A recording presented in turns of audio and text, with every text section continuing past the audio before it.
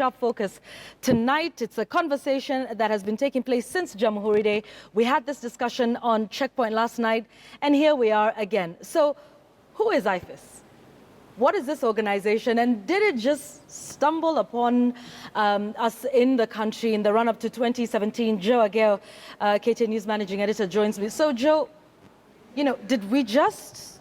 is IFES a new organization in Kenya? Well, I mean, that's the big question, because IFES as it is a 30-year-old organization, started in 1987, US-based, but doing a lot of operations around the world, 145 countries by some accounts. But it's been doing work here in Kenya. It worked in 2002. You'll remember that election in 2002 was billed as one of the most successful. Actually, right. I covered it, so I know that this is actually the election that brought together the opposition coalition that basically ended Kanu's 40-year reign. So it was hailed around the world as a very successful election. And guess what? IFES was helping that. This is 14 years ago. Yes, it was. And IFES was helping the Kenyan government through the ECK at the time, the Electoral Commission of Kenya, to increase its capacity. So they've been doing all these kinds of things. Now, it also worked with IIEC. You remember that is also the Electoral Commission that conducted the 2005 referendum, which, again, a lot of people said was a very good electoral process. And also, there are lots of by-elections at this IIEC, which was really just the precursor to the current IEBC, conducted those many successful elections. And this was IFES, by the way, the same one that Fazul Mohammed says is not registered here. So we are amazing people. We seem to do a lot of work with unregistered organizations, perhaps. 2011, of course, that was about 2 years after the IEBC, the one we're talking about, came into being. And IFES, again, providing support and capacity building for the IEBC, the current one that we have. And many, many areas, as we'll see, where the IEBC was being supported by IFES, because it is an organization that is very well known. By the way, even Michael Yard is one of the people who've been consulting with the IEBC, this current IEBC, for a very, very long time. So, yes, they have been providing this kind of support to IEBC. And this is one of the things. Remember that one of the contentious things around here has been women and youth. I think there were complaints from many people in government that how can they be supporting the election of women and all that. But that was a real program within the context of the IEBC that was being conducted by IFES. So very, very interesting. And there are many other areas here. For example, the next one here, strengthening the integrity of the voter registration and identification systems. Again, technology, which is at the moment at the heart of those amendments. Very, very controversial. Right. Then this is the other one where they were supposed to deal with issues of voter education to make sure that people understand.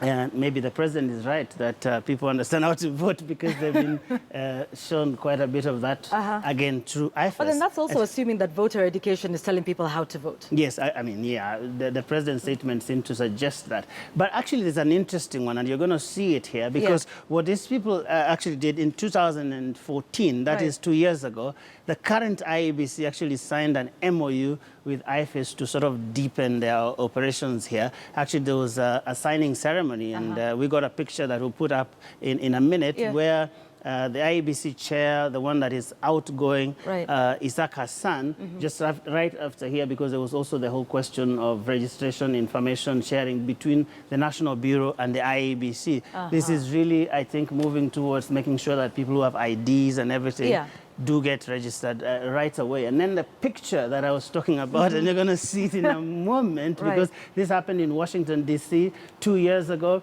IEBC chair, Isaac Hassan, and William Sweeney, who is actually the big boss at IFES in Washington, D.C. And actually, William Sweeney Jr. came to Kenya in 2013 during that election to sort of give solidarity. And you can see the other commissioners in this picture as well. Yeah, I can see Mohammed Alawi there, and Thomas Wetangule and the rest of them. So quite interesting, actually. So when they say they should freeze the accounts of IFES and all that. Right.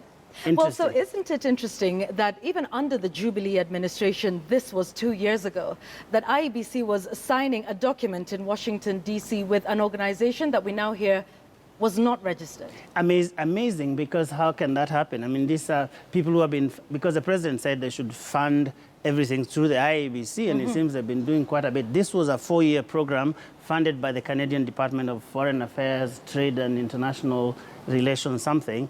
and it was actually running from 2014 to 2018. So there's a current program that is still active until December of 2018. So quite an amazing state of affairs here. I guess this is just the beginning of it.